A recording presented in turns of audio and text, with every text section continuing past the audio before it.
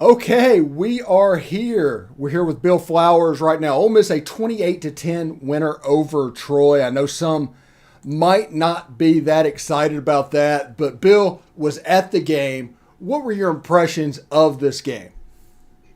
I think the impressions of this game was that Ole Miss is going to be their philosophy is going to be running the ball first, establishing the run, and something that Ole Miss has not had. And I don't know. I mean, maybe the first year of or first second year of Houston Nut Air, but they established the run. Um, that defense looked pretty solid. Uh, we had the passing game is definitely a question mark, but um, it's going to be interesting to see how good that run game can be. That's kind of what I walked away from going, wow, this is going to be a different kind of Ole Miss team that they have not seen in a long time. Yeah, and today's episode is brought to you by BetOnline. BetOnline has you covered with this season with more props, odds, and lines than ever before. BetOnline, where the game starts, and also thanks for making the Locked On Ole Miss postcast your first listen every day. We are free and available wherever you get your podcast. I think it's interesting. Now, if Ole Miss wanted to, and Lane Kiffin talked about this after the game, they could have kept doing what they were doing in the first half. Jackson Dart would have had roughly the same numbers, and Ole Miss would have run for 420 yards, and that game would have been 42-3, and it would have looked completely different. But I'm not 100% sure the Ole Miss fan base is ready for defense and running the ball. I don't think they understand what's coming. No, I think they are hoping that the the offense is going to open up and become a high flying offense like they're accustomed to seeing, but it's not. And quite frankly, I think in the SEC, if you're going to be a true contender, you're going to have to be able to control the line of scrimmage, and you're going to be able to have to run the ball, and that's something that Ole Miss has not been able to do consistently. So I think that if you if Ole Miss can open up that offense from the outside, our run game is going to put Ole Miss in a new category that they haven't been in a long time. And I think, this is something that Ole Miss might not like from a standpoint of it might not be as pretty as seeing that ball just, going down the air, going down the field. But it's definitely going to be run first, establish that run. Um, like, for example, today you saw Triggs. He's they don't have him lined up as a tight end. They have him lined up as an X receiver. I'm thinking, well, why don't you have him more inside to be able to hold the safeties? But it makes sense in a sense when you have this spread offense that you're keeping him outside because you're trying to keep a defender out of the box. So I understand that. So their whole philosophy is going to be this year on establishing the run, and rightly so because they have absolutely horses back there. I mean, you saw something that you haven't seen in a long time. They were electric in the backfield. And that was something that I was really excited to see because you've heard that their offensive line is solid, and you heard they had a really good backfield, and they absolutely showed that today. Yeah, Zach Evans was obviously the horse today. He had 20 carries, 130 yards, a nice performance for Zach Evans. But one of the guys that we heard about all during camp was Quinshon Judkins, the true freshman out of Pike Road in Alabama. And that kid is going to be special. I To mentioned that me, the. Go ahead. yeah, go ahead. No, go ahead. Now, the last time I heard somebody talk so gushingly about a true freshman was when P. Willie got here and you guys were talking about him and saw him and coming through. Now, I'm not comparing this guy and saying he has a P. Willie ceiling, but the talk was definitely warranted. Today, this cat, when he ran the ball, he ran with. It reminded me of a Cadillac Williams of just, I mean, just power. But he had this finesse about him, and he had this. I mean, he definitely to me, if you had to put Zach Evans, Bentley, And Judkins, I mean, uh, I would have a hard time not saying that this Judkins kid, when he touched the ball, he was he was a force to be reckoned with. I mean, he to me, when you told me he was an absolute true freshman, I was blown away because he did not look like that. He's got speed, he's got feet, he's got agility, and he's got power. He to me he was the most impressive because he was a straight down the field go get yardage, not look for a little dancer. And he is a lightning bolt down the field, go get yards, running back. Yeah. And the running backs is absolutely as advertised. Calling for targeting, it was like that all impressive for that defense. I think they're playing. Sure, them being able to get pressure up was able to. And there were some serious. There's athletes and so much speed on that defense. That speed is that middle of good we can be, but they're not going to keep everybody at zero. Really good job from that standpoint. You are still, but like you said, some great. He's going to wake up tomorrow aggressive, and I was happy to see that. Issues in the stream. Now, 7 months of talking up this quarterback situation. I thought Jackson Dart played really well. He forced one pass, one real bad decision. But as far as a game manager, if you look at him from the thing as like the baseline is Greg McElroy, I think Jackson Dart, he facilitated that running game. Yeah, so again, beginning of the summer camp, we talked about it.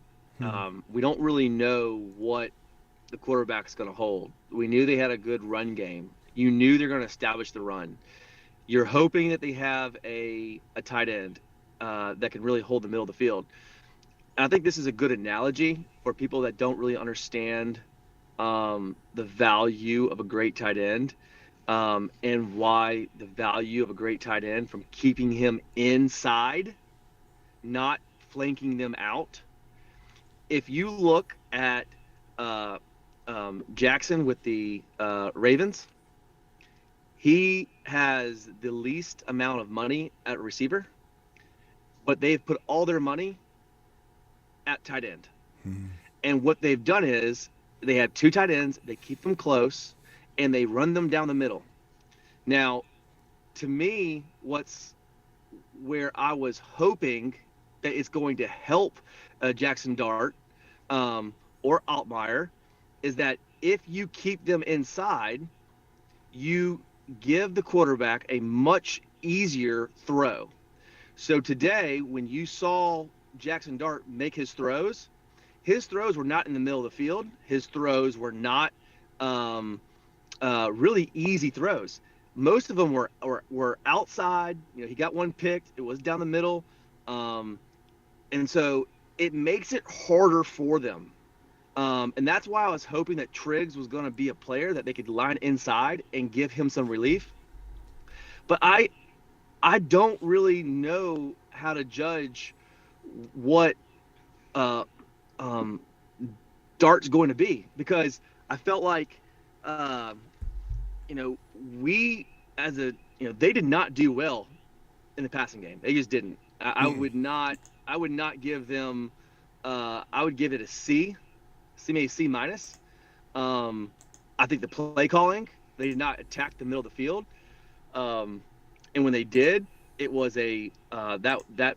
So the interception, what happened was I think it was a cover two, but it was you had a nickel back that was in the slot. He rotated, and when he rotated into a cover three, Jackson Dart didn't see him rotate, and so when he rotated, that's why he threw that pick. And so that was Dart truly looking where he was going to throw. He never looked anywhere else. This is his first game, and I think you got to give him some slack. But I don't think that with what we heard in camp, you did not see Dart becoming head and shoulders above Luke Altmaier. And like I said, in this transfer portal world, Luke Altmaier has no chance unless he is head and shoulders above Jackson Dart, because because Dart is going to get every opportunity because he's a transfer, and Kiffin's going to want to make sure that he keeps a good uh, um, rapport. That when you come here and you transfer, you're going to get you're going to get the top shot to play, and so I'm not as optimistic about it. I felt like it might not be Jackson Dart. It might be the receivers. I just didn't feel like they didn't make great separation. They didn't get open. You didn't see a lot of just big play opportunities out there that were just missed. And again, you're playing against Troy, so this is what concerned me about last year. I felt like Jeff Gebby, with him being an offensive coordinator, it was sort of everything's going to be outside. We're not really attacking the middle of the field, and so that's going to be very concerning to me, because unless you have a guy that's just got a massive cannon and is very accurate, trying to make all the throws down the field on the outside, dude, that's hard. That's not easy. And again, there's a reason why the Ravens spend so much money with trying to keep the middle of the field closed off, so that their quarterback has if he's going to throw down on the outside to his receivers, he has an easier chance. It's just the way that it is.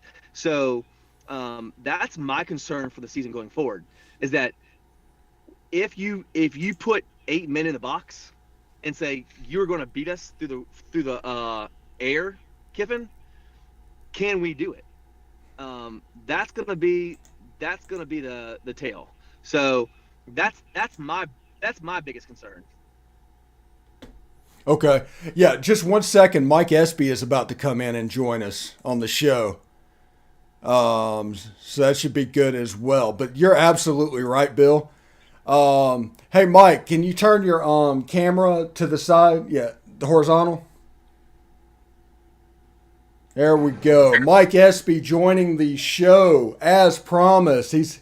We got like the receiving class of like 2004 coming in right now. One of the best ever. Yeah. Bill was just explaining how the tight end usage in this offense is going to affect the quarterbacks moving forward. What did you see from the wide receiver and the tight end position today?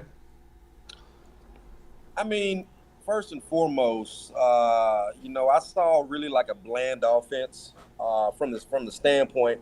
We all know that they have many more plays, many more nuances to the offense that they do. But I think that they wanted to come out, run basic plays, kind of get things under their belt, get comfortable. There still needs to be the relationship between the quarterback and the wide receiver that they have to really sync up, as well as the tight end. So I think I saw that. We saw Ole Miss come out, and we're used to scoring from far and big plays all over the field. We're all used to that. But I think we have to give it time. We have to give them time to mesh, to gel. Look, that offense is from the skill position. I mean, let's think about it. Mingo is a returner, and who else do we have returning from a skill position standpoint? I think that might be it. But the Jackson kid, number 5, isn't that he was the receiver for last year that was behind that had some plays last year. But Mike, the concerning thing is, and I think you'll agree with me, is you saw Ole Miss try their best to create a conducive rhythm, and they could not do it. If you can't do that against Troy, when you are essentially admitting that you abandoned your run and you did everything you could just to try to create some consistent throws, and you could not do it, that's very concerning, whether that's against Alabama or against Troy. Well, for sure. I mean, I'd agree if you can't go out and execute to your best ability against Troy, like, is not going to happen, honestly, against anybody else on the schedule. But, to your point, I think Jackson Dart, he was forcing throws. Um, and you're right. I think they did abandon the run when the run was actually, in my opinion, doing pretty well. But I think he was trying to take shot plays. That interception down in the end zone, they were trying to hit flash. If you really look back at the play, Dart forced that. He didn't take what they gave him because the running back was running the swing route, was wide open. He would have bumped his head on the goalpost. So I think, in my opinion, I think it's the first game. Um, they did try. It made a concerted effort to make throws, and there were times when they couldn't. At the same time, I'm gonna go back to saying, look, they're meshing, they're gelling. Yeah. Thankfully, well, we really only have one more game, honestly, because Georgia Tech is not a pushover. So we really have one more game to kind of correct a lot of those things. Hopefully, they'll come out next week and be better. Yeah, if you look at it, basically after the Troy game, Troy is a good. For me, the biggest. I think Bill's freezing up on us. Anyway, The biggest. Go ahead, Bill. The biggest disappointment for me was, again, being a receiver. Is the tight end. I wanted to see more of our tight end close and taking down the middle of the field. Now, Mike, do you not agree that asking our quarterbacks to throw outside throws down the field is much harder than attacking the middle of the field? And a great tight end is the quarterback's best friend. But when 100%. you take that tight end and you extend him outside, you have to be a really, really, really, really talented quarterback to be able to hit throws consistently outside. You're throwing a 20-yard throw that's down the field. You're not talking about, now let's add from under center. So you're taking a 40 to 50-yard throw, and it better be on the dime. So again, to me, that's the biggest concern that I have, is that we will not utilize our tight end, if we have one, near the line of scrimmage to maximize the middle of the field to open up our throw. That's you mark it. If we cannot have a tight end that can hold the middle of the field, we are not going to be a successful passing team. Look, man. I'm sorry. Part of this to me is Jalen Robinson flash. They tried to get him involved, and God bless him, he just didn't have the best day. Just weird things happened to him a little bit, and I think he got into his head a little bit, and that kind of affected the middle of the field for this passing offense, because I think flash was going to be a big part of what they wanted to do. Look, Bill, I agree with you 100%. You got to attack the middle of the field, whether it's down the middle seam route or whether it's just running pretty basics down the middle of the field. You got to attack it, because that'll open up everything else on the outside. So I agree with you. We didn't see a lot of that. I think that Trigg has the ability to do that. Flash certainly has the ability to do that.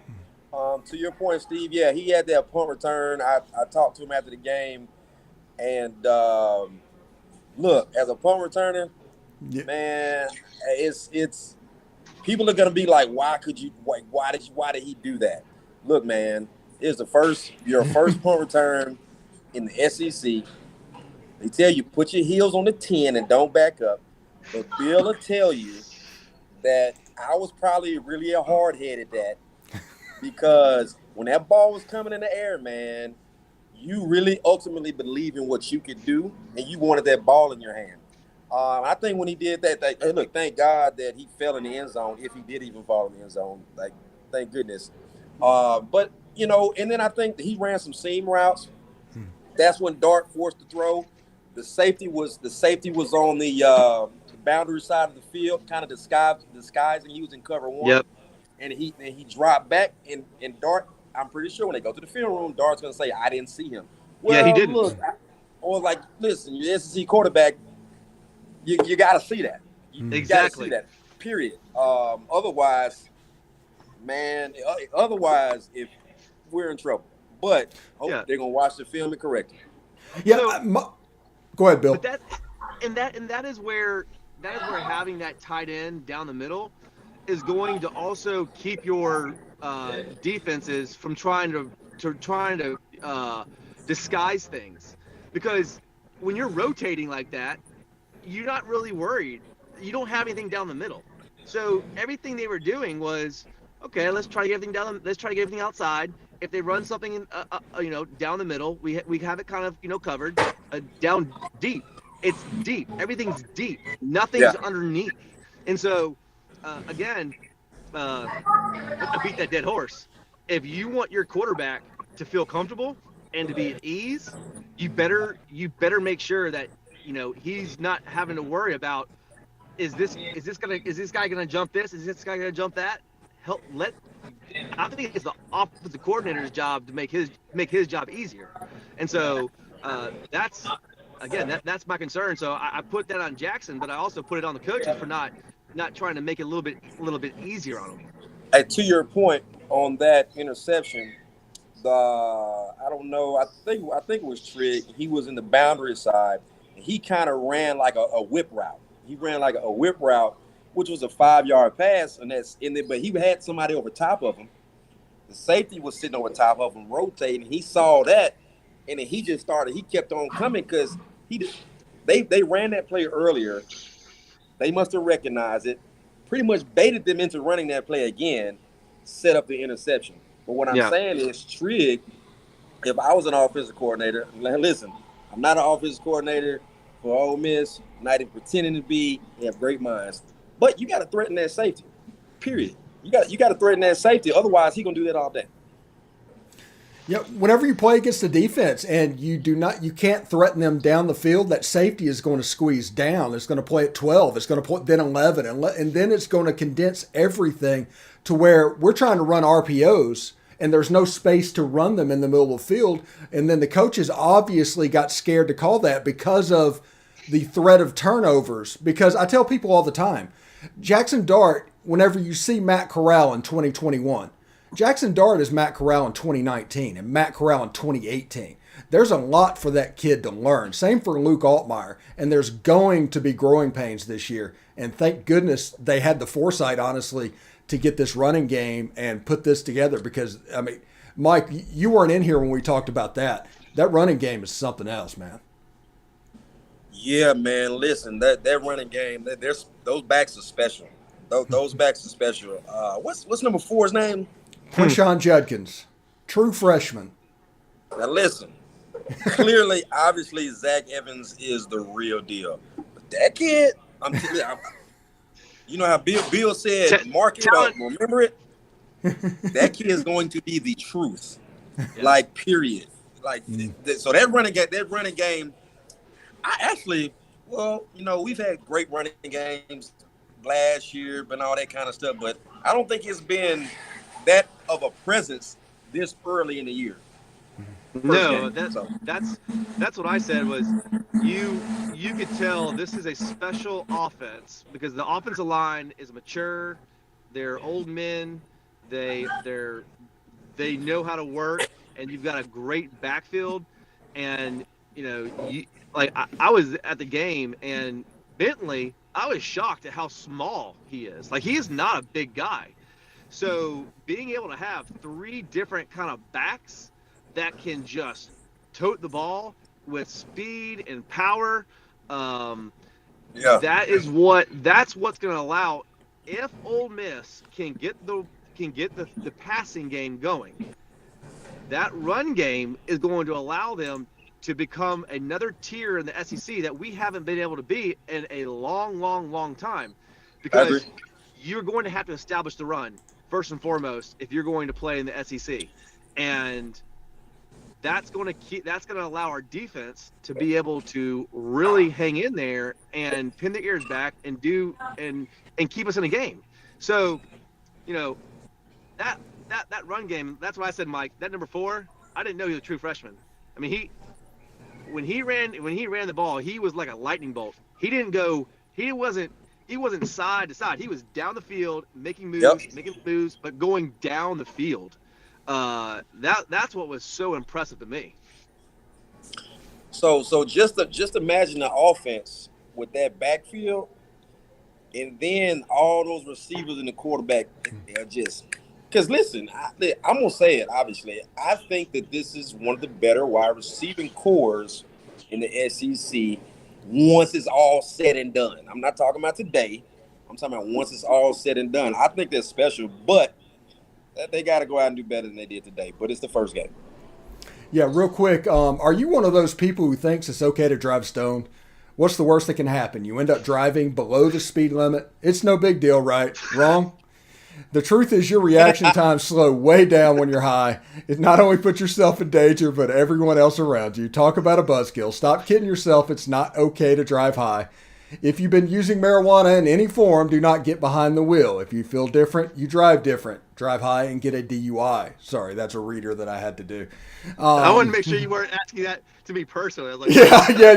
I was not. I was like, what? Present company excluded here. I have to do that. The Locked On makes me do that.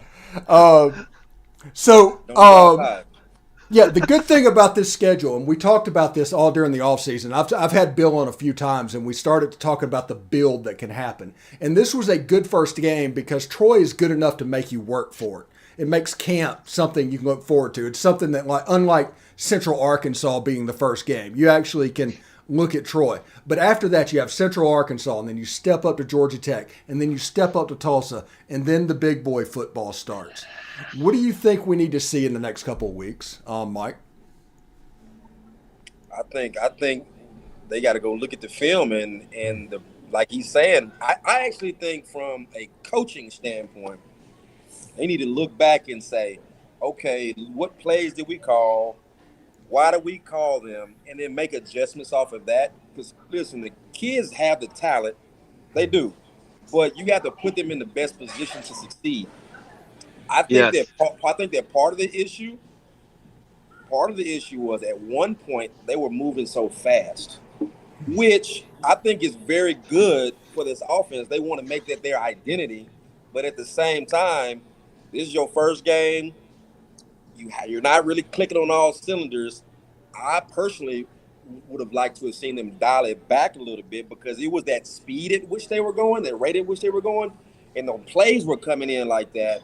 And I don't know if Troy was really being dissected like you would expect that of an SEC offensive coordinator. No. So here's a question that I'll ask you. Do you think Lane Kiffin will give Luke Altmaier a true opportunity to fight for that job? You put me on the spot. No. So the question is going to be, can Jackson Dart create continuity with that team to feel good? You couldn't do it against Troy. So your coaching staff didn't call the right plays, or you just couldn't connect. So that's gonna be a question. Well, here's the thing, Bill. Now that you have started Jackson Dart, me personally, I would have done it the other way, but that's just me. But now that you started Jackson Dart, it's kind of like you have to live with that decision. I mean, what are you gonna do? You're gonna be like Jim Harbaugh right now, and I think he started one quarterback the first game, and he said the other quarterback's gonna start the second game, and they're gonna make their decision the third game based off of the first two. I mean, what is he gonna do that? I think that I would have liked to have seen Luke start from the perspective of this was your QB coming in last year. This is you recruited him for this. Okay. Now let's give him a true opportunity to shine. And if he does not succeed, and if you wanted to throw Dart in the whole time, now you have given a reasonable excuse or a reasonable explanation for just starting Dart. That's what I would have done. But hey. Well, I'll say this.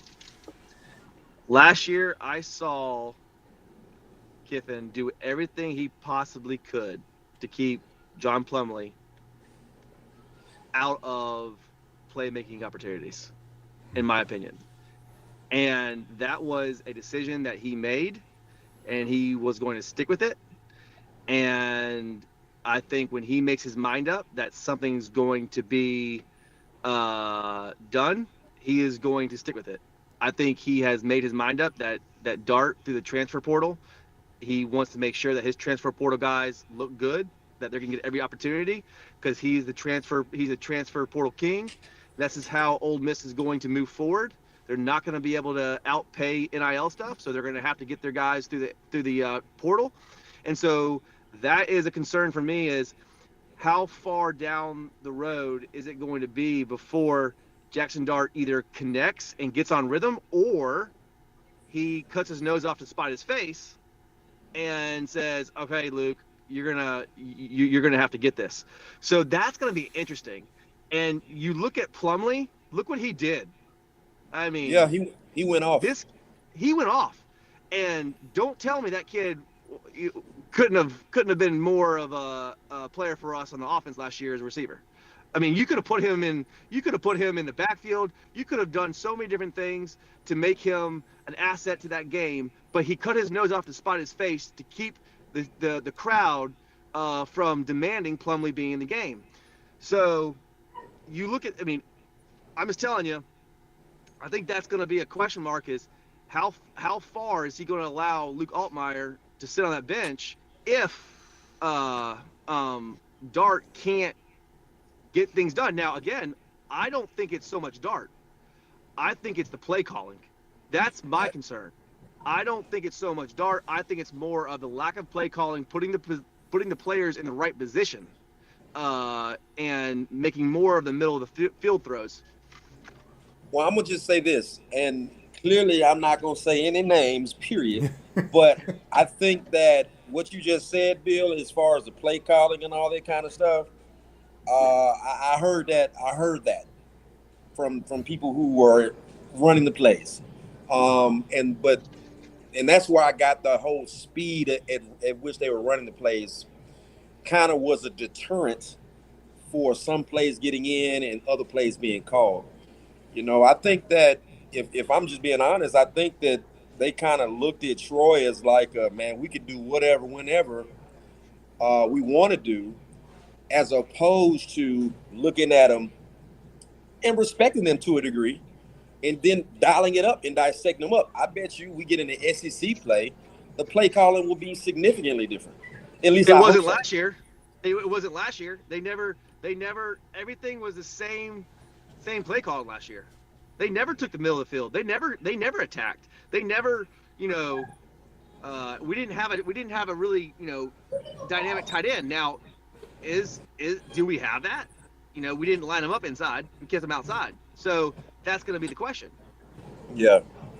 Now I have a question. I have a question for you guys real quick. Do you think that Luke Altmaier is going to start next week just because Lane Kiffin wants to do him a solid and get him some film for the portal? Let's not talk about Luke in the portal. Okay. Luke is not going in the portal. I do not think. I would be shocked if he starts next week. Again, Kiffin wants to make sure that Jackson Dart, a 5-star, top recruited transfer portal player, gets every opportunity to create rhythm and create continuity with the team. And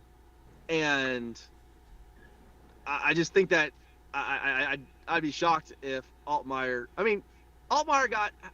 he didn't get into the fourth quarter in the middle of the fourth quarter. Right. So why would he start him? I mean, look, Bill, to your point, it's almost like, man, you have to start Dart in this game.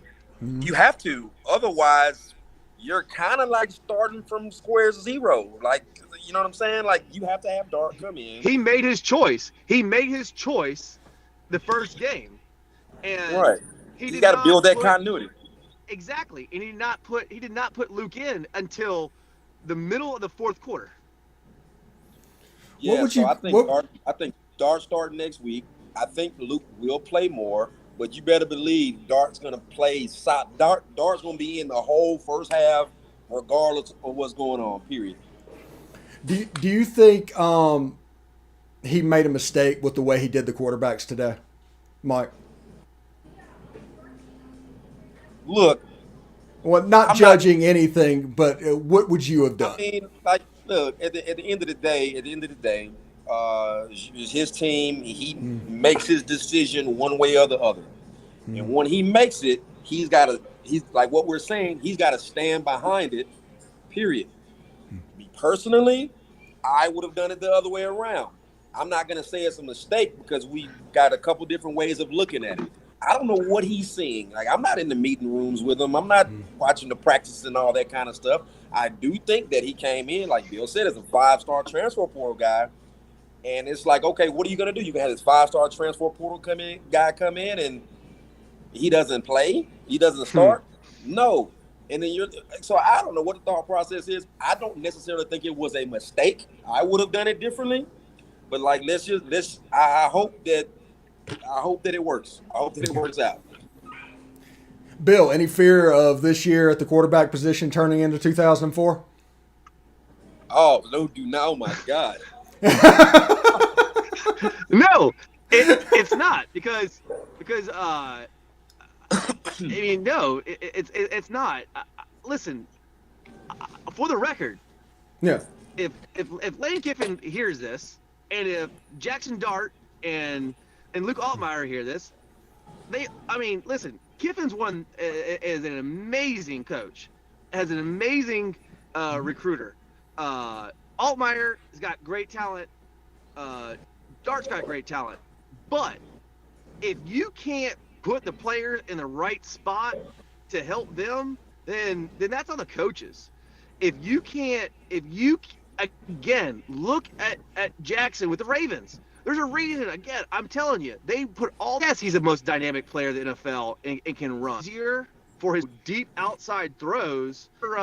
Your post, your go down the middle of the field. If you want short, you're unfair. Hey, I'm gonna say our guys versus your guys. They possibly could. Very Malik eyes went to the would have he just be an expansion of them reads were made. The offense will perform a lot better, but the middle of the field needs to be attacked. Yeah.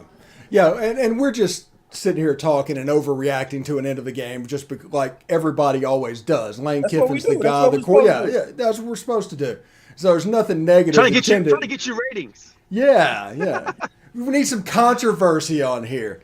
Anyway, give me a couple players, Bill, of the game that stood out to you. Well, obviously, number 4 running back. To me, he was dynamic.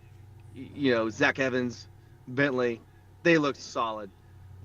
Pugh from the inside, he did a great job. So from an offensive standpoint, the running backs, they did a great job. I was really pleased to see their success today. Even though it was Troy, you saw that offense is going to be heavy ridden with the run. Yeah, absolutely. What about you, Mike? I'm on second Bill. The running backs, man. That listen, Zach Evans is the real deal, but I'm telling you, number 4, he's gonna be something to deal with for years to come.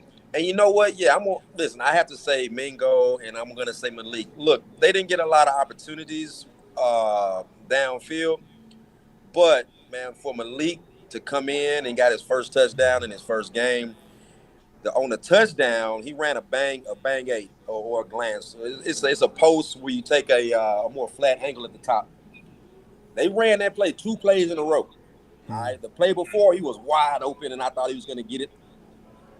Well, I'm not going to say what they say when they say run it again, but they were saying that what they say run it again, run it again, run it again, and then he ran a crisp route and scored. To see a guy transfer from Mississippi State to Ole Miss and to know the work that man has put in, period, and going against what people say about him, all that kind of stuff. It's beautiful to see, and man, I just hope that these guys all stay together and continue to have success. Yeah, my players would be Khari Coleman, JJ Pegues, and Jared Ivey. All three of those guys got just 4 sacks combined, 7 or 8 tackles for loss today. Really standouts on the defensive side of the ball. Yeah, now, said JJ Pegues. Sorry, I said Pew. JJ Pegues. Yeah, his hit on the Troy quarterback, I had flashbacks of 2008 and those Land Sharks going in the Mississippi State quarterback. That's what that hit reminded me of, like Gerald Poe or Prairie Jerry or whatever, just killing Tyson Lee, and it's like I hope he's okay. Anyway, going into UCA, Central Arkansas, it's an FCS game. You guys have history with FCS teams. What needs to be accomplished between week 1 and week 2? Mike. Well, they need to go look at the film, make the adjustments, like we're saying. But I actually think, like I said before, from a play caller standpoint, listen, film is obviously for the players, but it's more so, it's just as much and more for the coaches as well. I'd look and doc that and say, man, how many times did we try to hit the middle of the field? How many times did we run this play versus that play? So they got to go look at that, and obviously look at what UCA is doing, and have better play calling, right? If I'm a receiver, man, bottom line, you got to go in, adjust, get better, period. I'm sorry, I got thrown out by all the it's all good, Mike. blenders going at Starbucks. I'm go ahead, Bill. No, I second you. I think it's just as important for the coaches to see the film. I think it's them understanding how they can help their players make the better reads, understand this is what we called, this is what we was not executed, how can we get better, and I think the biggest thing for us as a team is going to be creating continuity with the receivers and the quarterback, and whatever that takes, they need to get that, because your offensive run game is there. What you don't have is your passing game. So whatever it takes, you make sure that you get there and watch film, make sure that you can create some excitement against UCA. If you can't do that next week, then there's some major concerns. Yeah. And it ramps up from here. You got UCA and then Georgia Tech. I think Georgia Tech is a little bit worse than Tulsa. I think Tulsa is our best non-conference game. But going up into that Kentucky game, it's all building towards there.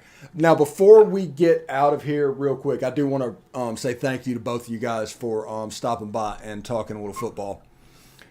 How do you see – did you see today a team that could progress to the end of the season, like make a big jump to the end of the season to where – we could be looking at something kind of special for what they can do? I mean, I've said all year that this team had a floor of 5-7, but it has a ceiling of 10-2. Is 10-2 reachable according to you? Go ahead, Bill. I think it does if you can incorporate your receivers and your quarterback. You saw that you have a special run game, and that itself is going to create you wins. Your defense looked like they could really, hold their own. But again, I am not going, Troy had some runs up the middle. We still run a three-man front. But I think absolutely our team defensively flew around, made some big plays, thumped the ball. But if you're going to get above 8 wins, you are going to have some games where your team says, we are going to beat you through the air, and we are going to throw for 350, 400 yards. If you can't do that, then I think 8-4 is going to be our record, and it's going to be all through the ground. I think that we saw some fundamental things with this team that will make this team very good, i.e. the run game, and the defense playing very well besides some of those runs down the middle. Like Bill said, me personally, I think it's the quarterback position. Okay, it all hinges on the quarterback position.